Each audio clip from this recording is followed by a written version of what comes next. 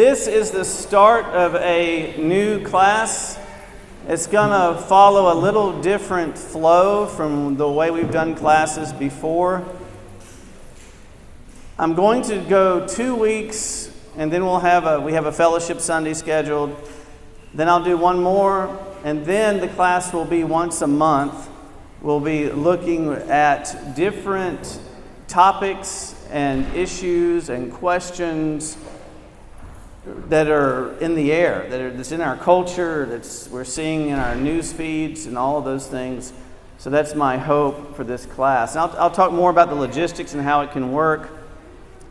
The first few classes will be more lecture, but my goal is to get us to a place where it is more discussion-based, more Socratic, if you will. And what I would eventually like us to do is to come up with the topic, and then at your tables, work it out, and then tell me what you think. That's my end game of we become so proficient at this that we can talk about it. And I guarantee the people at your table don't agree with you on everything. But we learn to do this and model this in a way that really for the whole of society, we're leading the way in doing these types of things and being able to discuss and debate and talk. So that's my hope. That's what I hope we'll get to. But we're going to we've got to start with the basics. Over the summer, I was repairing a toilet. I had to take the whole thing apart. And I thought this was not part of my sabbatical plans, was spending an afternoon taking apart a toilet. So I had to take all the guts out of the top of the tank, take the tank off of the bowl, and kind of rebuild it. And on the bottom of most toilet tanks, there is a grommet, a big rubber grommet that's held in place by a large hex nut. That large hex nut is kind of what seals that so the water flows from your tank to your bowl. I know, more than anybody really wanted to know about the functioning of their toilet. But that big hex nut was a problem because I went to my toolbox and I had just about every other tool that I needed, but I didn't have one that quite opened wide enough to work on that. And it was plastic too, which bothered me because I don't want to break it.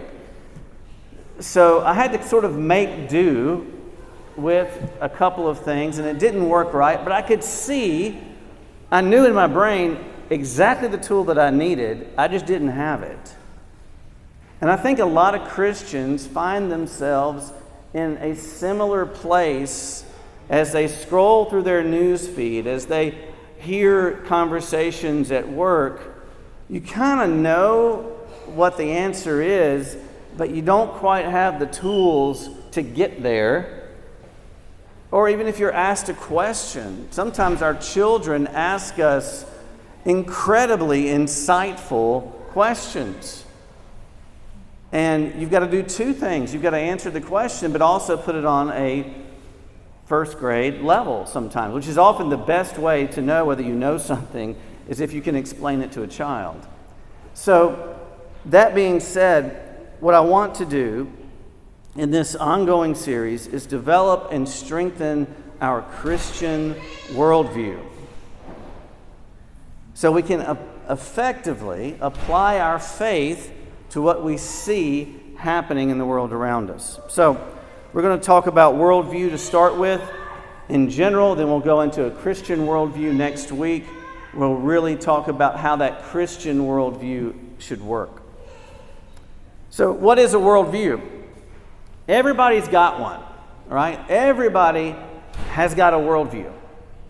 The question is, what is fueling it, okay? Or one of the best ways to think about it is they're like glasses. Your worldview are the glasses through which you look at the world.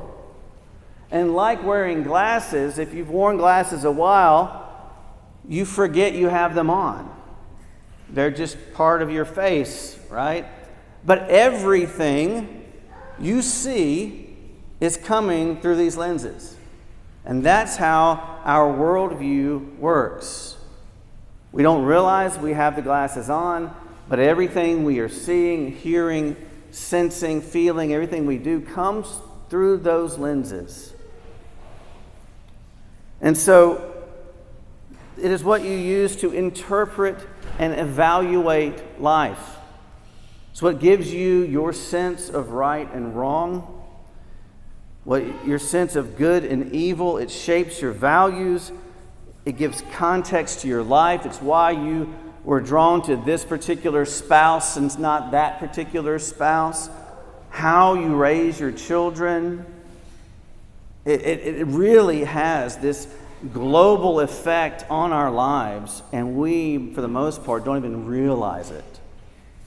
So that's why it's good to stop and think about it. Here are a few definitions of worldview. A set of presuppositions or assumptions held consciously or unconsciously, consistently or inconsistently about the basic makeup of reality. Because we often will operate with a general worldview, but sometimes we get a little inconsistent with it too. We can be inconsistent with our worldview. That was from James Sire, who wrote an incredible book called The Universe Next Door. It's a little bit dated now, but it's really good. Another definition, a comprehensive framework of one's basic beliefs about things. Albert Walters. Norman Geisler, it is an interpretive framework by which one makes sense of life and the world. Okay? Just basic definitions of what a worldview is. G.K. Chesterton said this. He said, the most practical and important thing about a man or woman is their view of the universe. The question is not whether the theory of the cosmos affects matters, but whether in the long run anything else matters. Worldview affects everything. It guides and directs our education, our career, our families, our friendships. And the collective effect of individuals' worldview affects society. A group of people with a consistent worldview, which, again, we're saying this can be good or bad, has an effect on the greater whole of society. Worldview worldview as a term is neutral. So if we adopt whatever worldview we have affects our community and it affects our nation. So if as a society we adopt a low view of the value of human life, that will affect us all. That will affect us all. If we as a society embrace materialism or consumerism as a primary value, that's going to affect all of society and all of us. If we adopt a purely naturalistic view of life, that has implications for society. So, for instance, if we embrace materialism, I think we're kind of down that road in a lot of ways. Everything's a product, including people. You see how this works? Everything's a product then, including people. Friendships, families, churches become products. And so more and more we see, if we adopt as a society a low view of human life, again, I think we're kind of down that road in a lot of ways, that affects not just what often comes up in terms of our thinking, in terms of abortion, but that also affects views of healthcare, of euthanasia, of living and dying. I mean, it affects everything. So that's what we need to understand about a worldview is we don't even realize it's there. Most people out in the world don't realize that they've got one or how it developed or how it works. But we want to be able to do that. We want to be able to think about these things. Worldview is what lies behind the greatest perpetrators of evil the world has ever known. Hitler did what he did because he had a particular worldview. Mother Teresa did what she did because she had a particular worldview. They were very different, had very different effects, but it was their worldview. Mother Teresa's informed by her faith, right? Informed by her care for the poor, what she believed about life, what she believed about human beings and God and so forth. It had an effect. Okay? So, this is why I think Chesterton is right, that this is the most practical and important thing that we can talk about. Now, obviously, I believe the gospel is the most important thing above all, but this is the application of the gospel to our lives. So it's very much related. So, what makes up a worldview? So we said that there are lenses we look through. We're not normally conscious of them, but it is why when you see something in your feed, you go, man, that's messed up, right? Your lenses are at work. Or you see something in your feed occasionally that's like, that's awesome. It says something about what they're doing when you see very little awesome and a whole lot of that's messed up in your feed, right? But what makes up our worldview? What prescription is on the lenses, and where does it come from? The first, I'm so excited to have a whiteboard. I just can't tell you. Worldview begins with what's called a meta-narrative.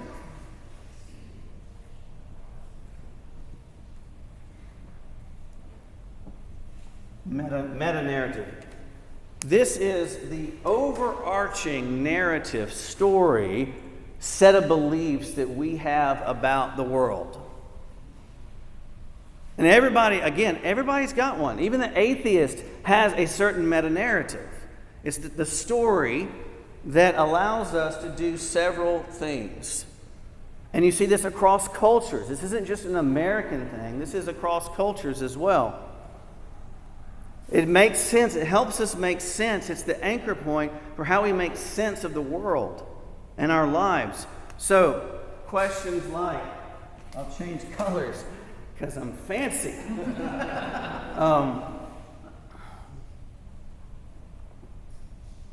Whoops, that one didn't really work. There we go. Who are we? Oh, this marker is not very good. Fundamental question. Every human being asks, who am I? Right? Who are we? What am I? Right? I mean, that worldview affects that fundamental question. How do I understand myself? Secondly, we'll try this marker again. Make sure I put them in the right order here. Well, that's a fail. Why is the world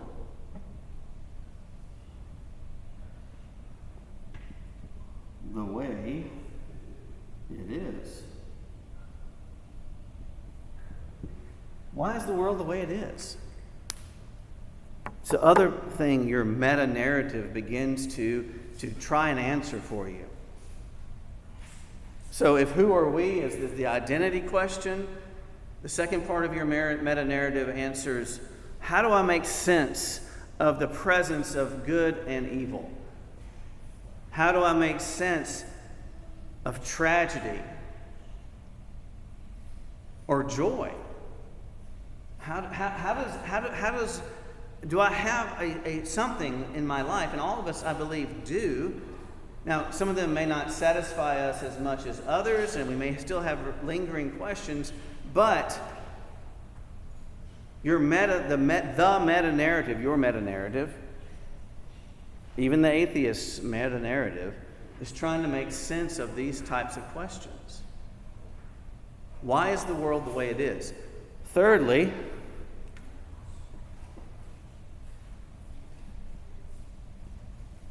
what is the remedy?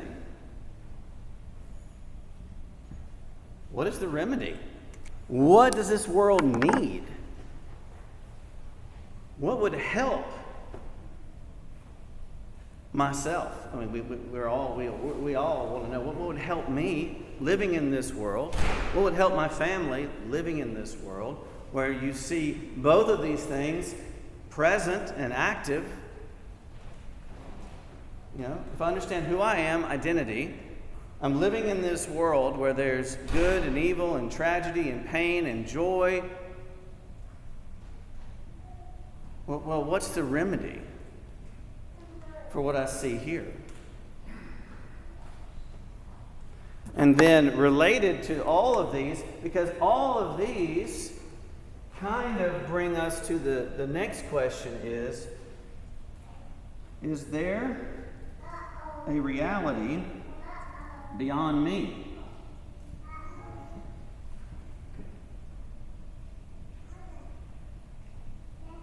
Is there a reality? What's me? And that's the spiritual question. That's the question of supernatural. Now most cultures would answer, yeah, there's really not much question in most cultures around the world of a supernatural reality. But if there is, then what is it like? What do I interact with it? Does it interact with me? And there have been all sorts of myths and other meta-narratives over the centuries and over different cultures to try and explain the sense of the supernatural that most human beings have. There's some sense of reality beyond myself. And there are many different meta-narratives people have. And it can be rooted in different things. So some people have a purely naturalistic meta-narrative. That is a closed system of just basically nature and science and nothing else enters into that system.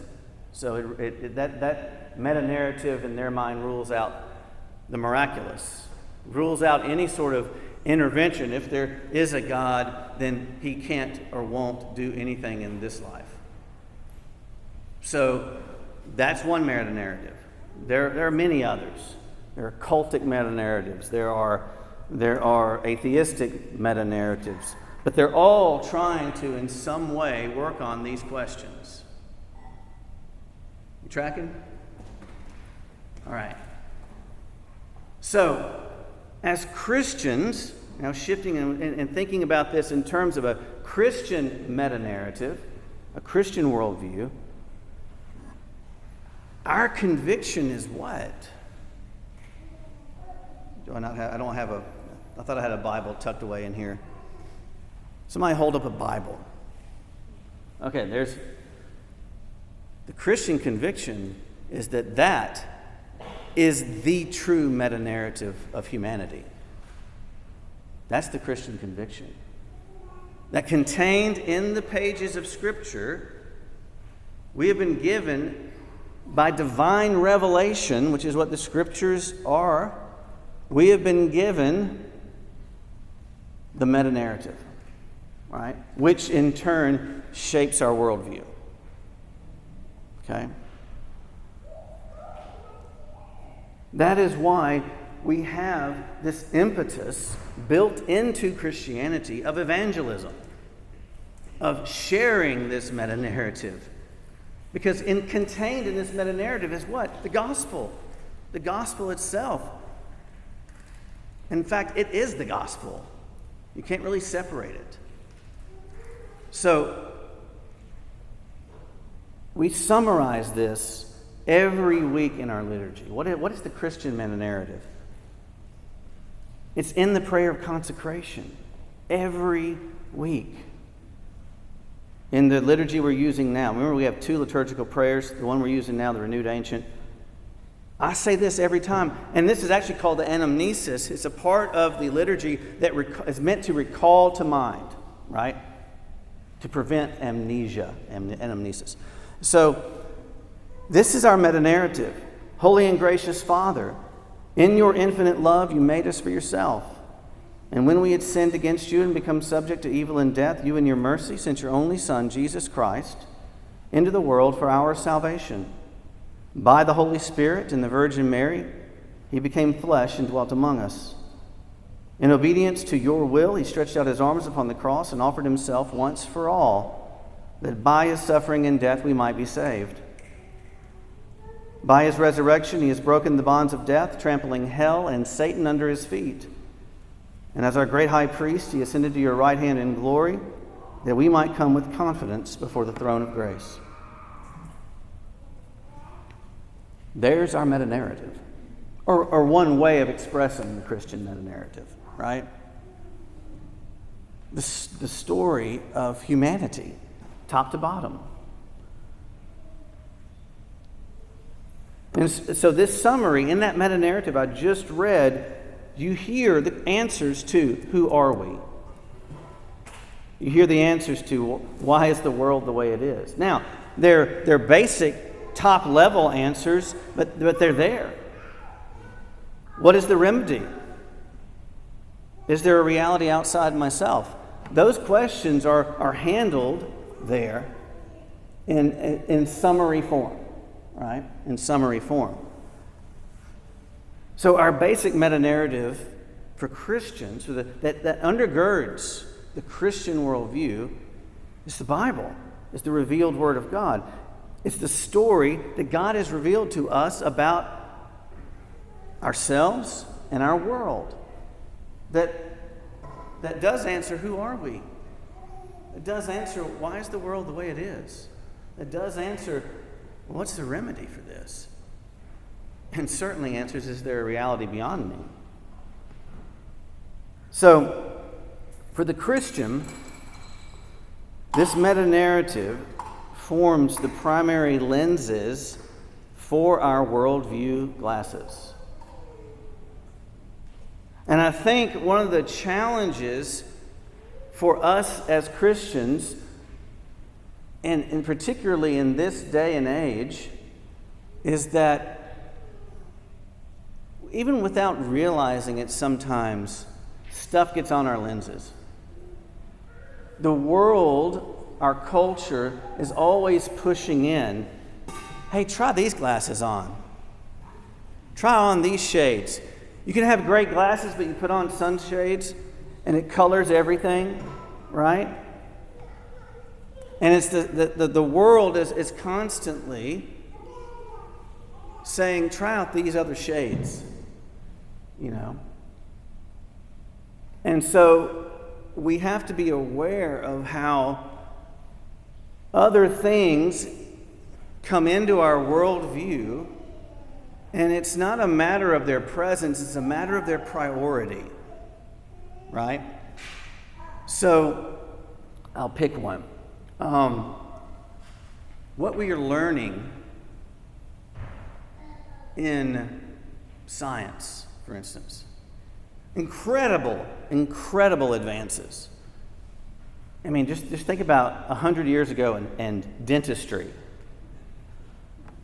Anybody want to go to the dentist in 1920 versus today?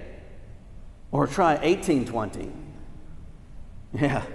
Yeah, here's a stick of wood, chew on it. Well, you can't chew on it, I guess. Just hold on. This is going to take a minute, right? Think of the advances that we've gotten. But also think of the questions that have come up as a result of some of our advances into science. AI is right there in front of us. And we see incredible good things that can do. But there's another piece, if you're paying attention, you're like, man, that's a little questionable, right? There's some things it may help us do, but there are other things that maybe it doesn't really help with. Or how do we navigate that? How do we think about that? And how do we live in this world? And what is it? We don't even know sometimes what's happening. So, but there's this pressure, isn't there? This is great. Put these lenses on. Don't worry about it. Don't even think about it. Just go with the flow, right? Other lenses that are basically will say things like, you know, you don't want to be mean. You don't want to be closed-minded. So put on these kindness lenses. And don't say anything to anyone about anything. Don't worry about what God says about that. Just keep being nice. Be kind. And the person with the Christian worldview says, is it nice or kind to be duplicitous or to ignore the truth? No, not really. So we need to be aware that even as Christians, another big one right now, don't get me in trouble, politics. Politics is encroaching on a lot of Christians' worldview. Should it be there and should it be informed by it? Yes, absolutely. It should be there. But the primary heading is this meta-narrative of the gospel that's been given to us. All these other things exist below that, right? So that my decision-making and my opinions and my values, my thoughts are formed by the gospel. Because if you think about it, if the gospel is true, and I believe it is, then it is true for every part of life. There's not a part of my life that does not come under the authority of God. I don't get to say, well, you know, I like you 90% of the time, God, but 10% over here, that's going to be mine. You stay away from it. It doesn't work.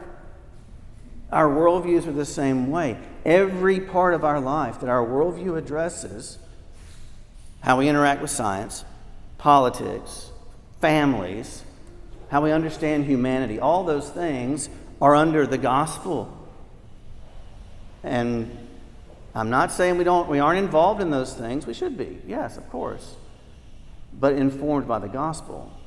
The flow is going that way, is what I'm saying. The flow is going that way.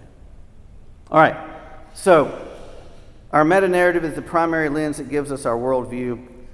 And from the scriptures, I'm just going to give you a few examples of how this impacts us. First off, who are we? Humans are more than just intelligent mammals,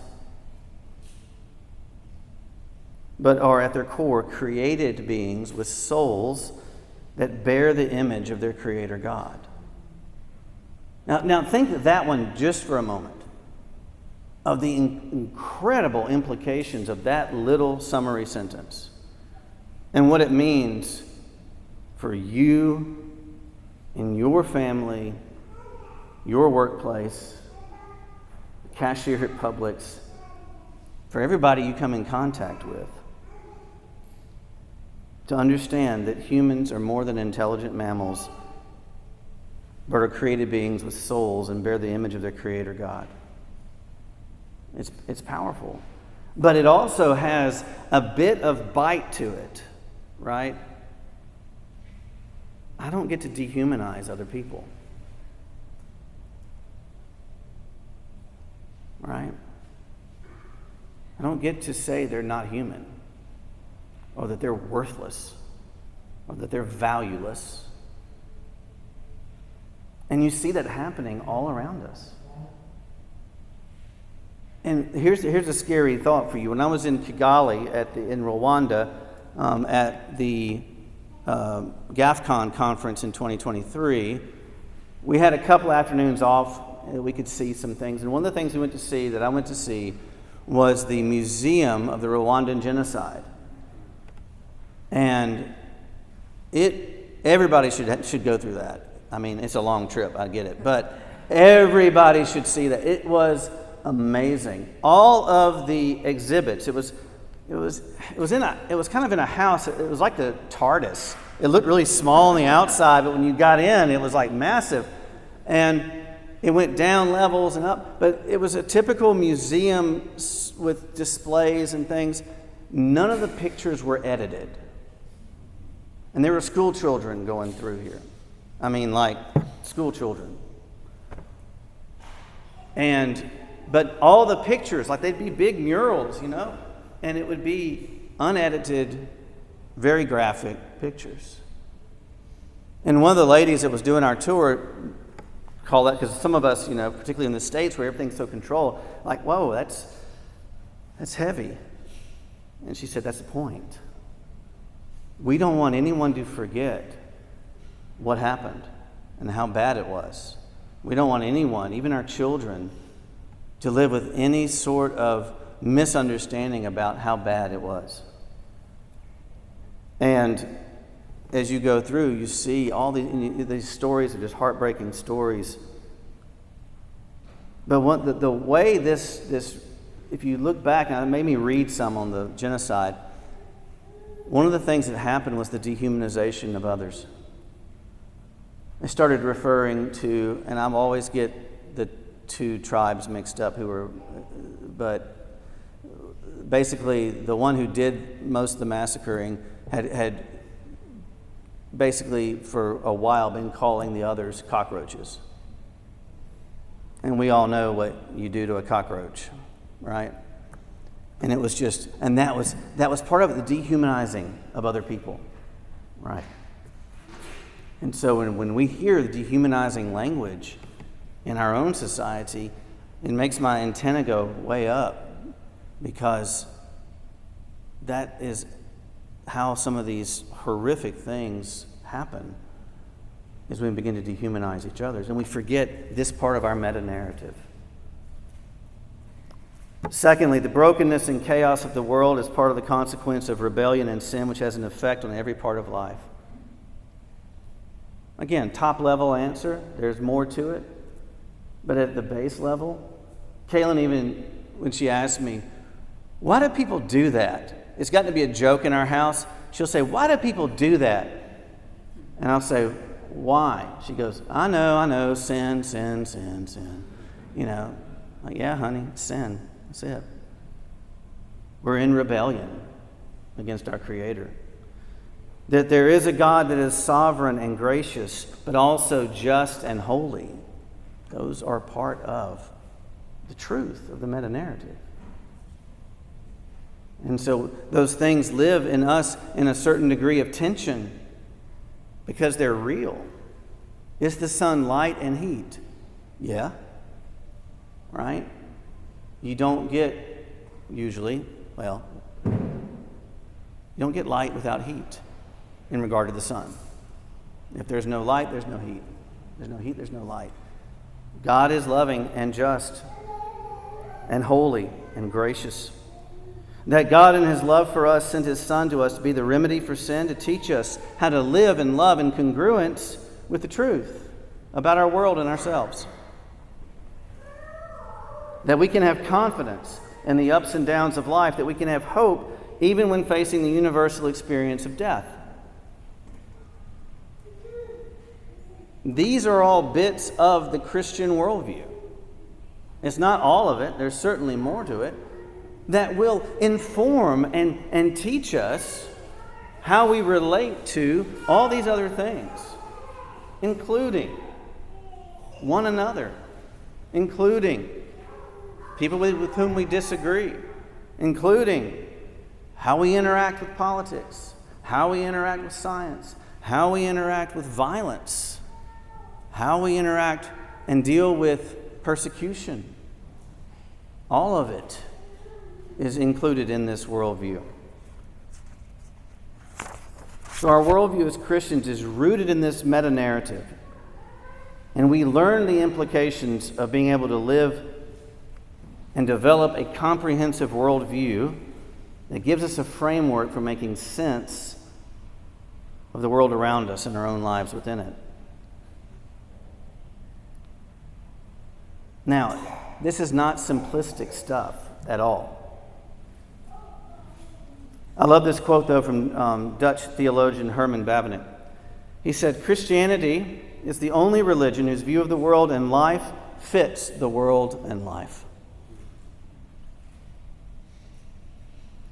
The only religion whose view of the world and life fits the world and life. He says Christianity and the meaning of reality belong together like a lock and a key. So that's the basics of it. What I want to do next week, is to take the Christian worldview and drive deeper into what makes up particularly the Christian worldview. So some of these things, there are a bunch of ologies associated with this that I'll kind of clean up, but anthropology, epistemology, there were some others, I can't remember, soteriology, all of those types of things. You don't know what those are, don't worry about it, I'll explain them. But how we relate to each of those forms our Christian worldview. And I'll say this too. There's not just, there's one meta-narrative, but there are different ways of applying that meta-narrative as Christians. So there are some things that are very black and white, very, very digital, right? Very on or off, 1 or 0, yes or no questions. But there are also a good number of questions that faithful Christians can disagree on, both using a Christian worldview, right? Both understanding the faith. And there are shades of gray on some issues that we have to look at and wrestle with. And maybe they're gray now, but they won't be gray later. Or maybe they once were black and white, but now they're gray. I mean, so we're living in this world that is churning and changing all the time. And so the best way I think we can really get at this is to understand what we believe and why, and then learn to apply that to the different things that we see. And so what I hope to do is that we learn to do it together. We wrestle together through this.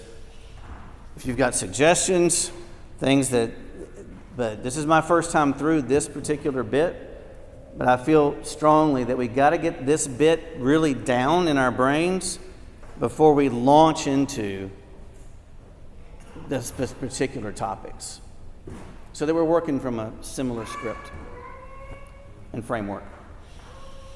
That's all I've got.